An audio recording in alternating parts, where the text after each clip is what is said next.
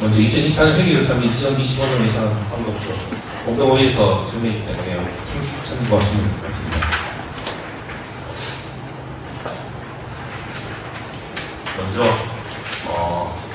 회계연도는 매년 1월 1일부터 12월 31일까지입니다. 예산 총계주의 원칙의 모든 거래는 예산에 나타나야 하며 상계되었습니다. 회계 규모는 먼저 일반 회계는 각종 현금 비용 지출입니다. 그리고 목적 회계는 용도 지정 현금 및 지출입니다. 특별 회계는 건축 공급, 퇴직금 등이 있습니다.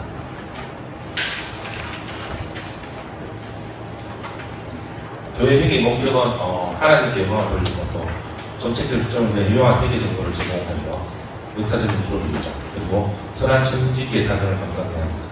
이를 위해 헌금의 예산 설립에 참여해야 하며 한정된 지원으로 우선순위에 따라 효율적으로 사용해야 하며 재정적 자립을 할 수 있어야 합니다. 또 교회가 재정관리의 모델이 되어야 합니다. 재정의 결산은 은혜와 감사의 대상입니다. 교회 회계는 맞습니다.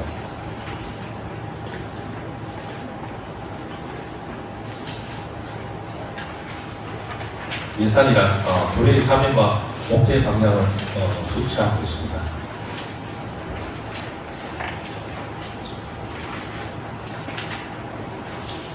또 예산의 원칙은 선한 청지기 사명의 원칙이 있고 총액 표시의 원칙, 한 목적 예산 편성 및 집행의 원칙, 또 예산의 사전 승인의 원칙, 단일 예산 원칙, 예산 공개의 원칙, 고기의 원칙, 회계연도 독립의 원칙, 또 목적의 사용 목적의 원칙, 상시 감사의 원칙, 상호 준칙이 존중의 원칙이 있습니다.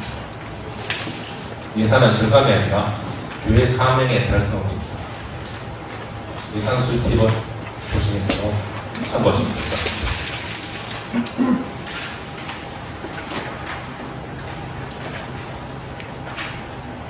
네, 다음 재정 실무는 우리 김지원 과장님께서 오셔서 설명해 주시겠습니다.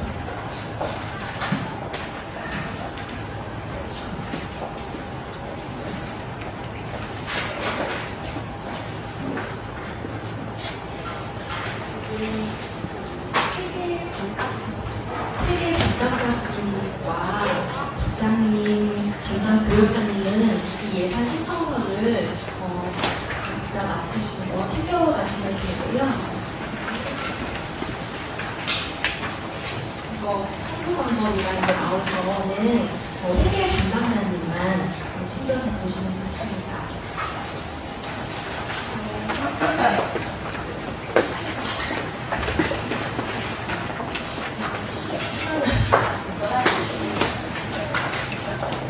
수면 12시까지 끝내보겠습니다.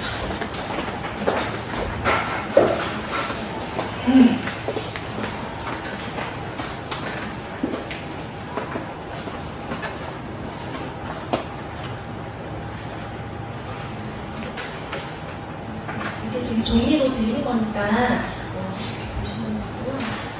작년에 하셨던 분들도 계시지만 새로 이제 처음 보시는 분들도 계셔서 차근차근 설명드리겠습니다.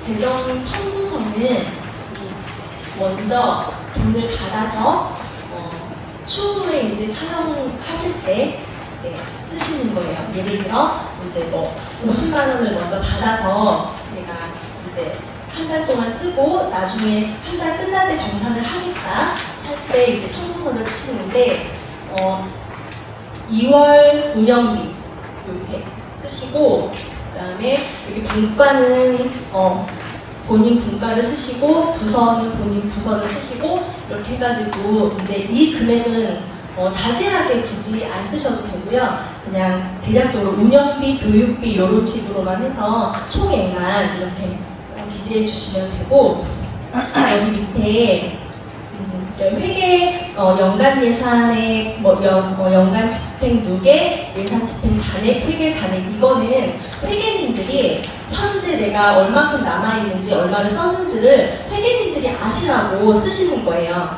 그런데 이제 부서마다 회계님만 하시는 게 아니라 교역자님들이 직접 이렇게 예산을 신청해가지고 사용하시거나 그런 경우가 있을 때는 서로 소통을 해주시면 해주시면 가장 좋은데 소통을 해서 이렇게 총액을 맞춰주시면 가장 좋은데 그러지 못한 경우들도 종종 있더라고요. 그리고 중간중간 얼만큼 남았는지 궁금하실 수 있는데 거의 뭐 한 10월, 11월쯤까지는 그냥 괜찮으시고 아침에 좀 부족할 것 같은데 내가 얼만큼 남았지 알고 싶으시면 저한테 물어보시면 됩니다. 제가 그럼 알려드릴게요.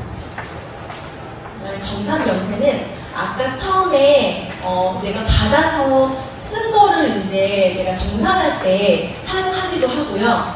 아니면 내가 먼저 내 돈으로 써요. 내 돈으로 쓰고 그 다음에 마지막에 그냥 받고 싶을 때 그때 이제 정확하게 하고 싶을 때 이 정산명세서를 쓰는데 보통 막그 잔액 남아가지고 내가 다시 환급하고 이게 불편하신 분들은 이걸 선호하시는 분들도 계시더라고요. 네, 그런 경우에 이제 이거는 좀 구체적으로 써주셔야 돼요. 이제 운영비, 교육비, 행사비 이렇게 각각 나눠져 있으면 뭐에 썼다 이렇게 구체적으로 써주시면 됩니다. 그리고 이거 청구서하고 정산명세서는 모두 다 사인이 완료가 되어야지만 제가 이체를 해드릴 수 있거든요. 그거를 좀 참고해 주시고 그 부장님하고 교역자님한테는 직접 이제 오늘 제가 넣었으니까 사인을 해주세요 하고 연락을 드리고요. 국가장님들은 보통 알아서 매주마다 와주시거든요. 근데 2부 예배 끝나고 11시 조금 넘은 시간에 오시니까 정말 가급적이면은 11시 전에 청구서를 넣어주시고 그리고 부득이하게 그 이후에 청구서를 넣으셔야 되는 상황인 경우에는 꼭 분과장님께도 연락을 드려서 사인을 부탁드린다고 하시고 그다음에 네, 그렇게 하시면 될 것 같습니다. 이제 마지막에 지출 확인서는 어떤 경우에 쓰냐면 보통 영수증을 할 수 없는 곳 있잖아요. 예를 들어 저기 카페에서 카페 쿠폰으로 내가 선물을 하려고 친구들 선물용으로 했다. 그러면 영수증이 없잖아요. 그럴 경우에 지출 확인서를 작성해 주시면 이게 영수증하고 똑같은 역할을 하거든요. 근데 이것도 부장님, 교역자님 사인을 꼭 받으셔야 돼요. 간혹 사인 없이 이렇게 뒤에다가 안 보이게 첨부하시는 경우가 있거든요. 그러면 안 되시고요. 네, 꼭 사인을 다 받아가지고 제출하셔야 됩니다.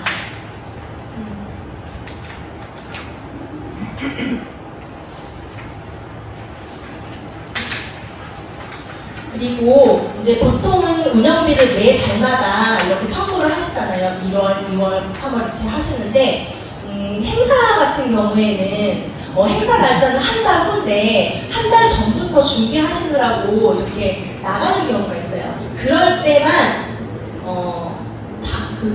원래 보통은 그 달 영수증만 해당되는데 한 달 넘어가면 안 되는데 이럴 때만 그거가 허용되거든요. 그러니까 장소 섭외를 하기 위해서 한 달 전에 미리 먼저 내야 되는 경우 그럴 때는 이제 운영비와 별도로 재정 청구를 해주시고 그 다음에 참여 인원, 장소 이런 거를 꼭 기입을 해주시고 그 다음에 이거 청구서 말고 정산 명세서를 작성하실 때 구분해 주셔야 되는 게 교회에 청구한 금액하고 회비하고 후원금을 모두 기재해 주셔야 돼요. 만약에 교회에서 200만 원을 받았어요. 회비를 100만 원을 걷었어요. 후원금이 50만 원이 들어왔어요. 그러면 그걸 다 적어 주셔야 돼요. 그리고 이제 여기 정산명세서에 보시면 맨 위에 가지급금이라고 있거든요. 이 가지급금은 교회에서 청구하신 금액만 적으시면 되는 거예요. 그러니까 만약에 회비하고 후원금이 더 들어왔으면 가지급금보다 많겠죠. 총액이요. 하지만 가지급금만 위에 적어주시고 밑에 총액은 교회에서 받은 거와 이거 모두를 합한 금액, 그러니까 금액이 더 커지는 거예요. 그걸 다 적어주시라는 거예요.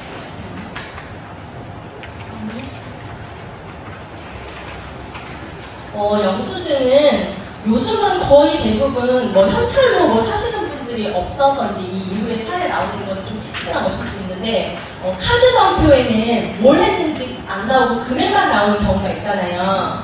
그런 거 금액만 나오는 영수증을 제출하시더라도 그 내역을 꼭 써주셔야 돼요. 아래쪽에다. 영수증 아래쪽에다가 꼭 써주시고 그다음에 인터넷 구매 영수증, 뭐 은행간 이체 영수증 이런 것도 다 가능한데 이런 거가 특징이 뭐에다 썼는지 모른단 말이에요. 누구한테 갔는지는 아는데 뭐에 썼는지 몰라요. 그런 건 반드시 구체적으로 기입을 해주셔야 돼요. 뭐 요즘에는 카카오톡 선물하기로 해가지고 선물하면 진짜 이거 뭐에다 썼는지 하나도 모르거든요. 그거 정말 네 정말 양심적으로 이렇게 구체적으로 예를 들자면 선물 뭐 10개를 뭐 학생들 뭐 생일 선물로 이렇게 10,000원짜리 쿠폰을 뭐 10명한테 줬다. 이런 식으로 이제 써주시라는 거예요. 그 다음에 그리고 아까 설명한 부분이니까 넘어가고 요즘은 거의 들어오는 게 그러니까 이게 가장 좋은 거예요. 이게 가장 좋고 이런 건 거의 없어요. 요즘에는 이런 거 거의 없고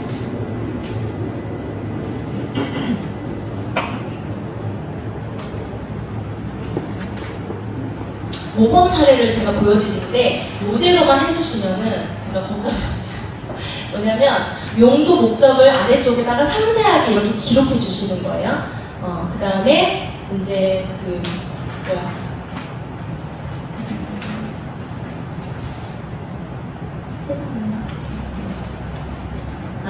여러 개, 그러니까 만약에 예를 들어 간식을 여러 군데서 나눠서 샀어요. 그러면 영수증이 여러 개잖아요. 그러면 그 영수증 한 개를 맨 앞쪽에다가 좀 써주시면 가장 좋다는 거예요. 그리고 영수증 숫자를, 영수증이 만약에 20개예요. 그러면 1, 2, 3, 4, 5, 6, 7, 8에서 20번까지 있잖아요. 그렇게 하면은 빠진 영수증이 있는지 없는지 제가 확인이 가능하거든요. 그래서 숫자랑 이 내역을 써주시는데 중요한 거는 아래쪽에 써주셔야 돼요. 위에다 쓰면 제가 첨할 때 풀칠을 하면요 안 보이거든요. 그럼 다 가려져요. 그러면은 가려지면 나중에 추후에 확인할 때 확인이 안 되니까 꼭 아래쪽에다 써주시고 그리고 그 영수증이 너무 긴 거 있어요. 코스트코 거 같은 경우에는 너무 길어요. 특히 뭐 간식 산 거 같은 거 너무 길어. 그러면 제가 그거를 접어야 되거든요. 아니면 잘라야 돼요. 코스트코는 위아래로 자를 게 되게 많아요. 빈 칸 막 쓸데없는 게 너무 많아가지고 그러면은 맨 아래쪽에다가 써주시면은 제가 자를 수가 없잖아요. 그러니까 적정 좀 너무 길다 싶으면은 중간쯤 공백란에 그 내용을 좀 써주시면 네, 감사하겠습니다. 거의 그런 사례가 잘 없는데요. 이제 품목과 업종이 좀 상이한 거, 그런 거, 예를 들면 이렇게 뭐 식대하고 문구하고 음료수하고 섞여 있잖아요. 여기는 문구점인데 문구점에 식대가 나갈 일이 없잖아요. 이런 거. 그리고 또 금액을 갑자기 임으로 고치는 거 요즘에 이런 일이 거의 없어요. 제가 너무 다 명시되어 있는 영수증을 주시기 때문에.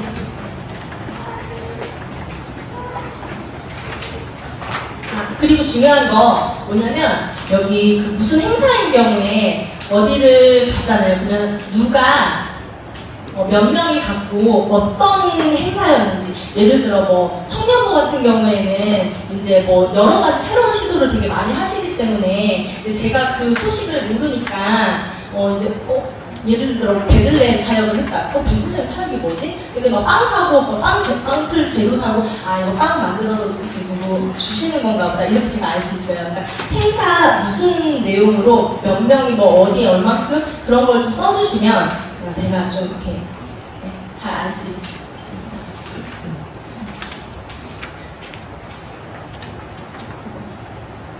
이런 일도 거의 없어요. 그러니까 뭐냐면 똑같이 3만원 썼는데 3만원짜리 영수증 똑같이 4개, 3개 만들어가지고 오니까 그런 거 없는데 옛날에 그런 게 있어요. 네, 요거만 주의해 주시면 될 것 같아요.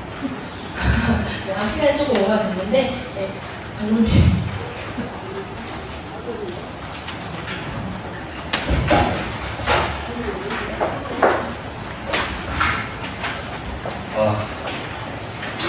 이제 또 예배 끝나고 또 함께 해주셔서 교회 또 걱정해 주시고 그러셔서 감사합니다.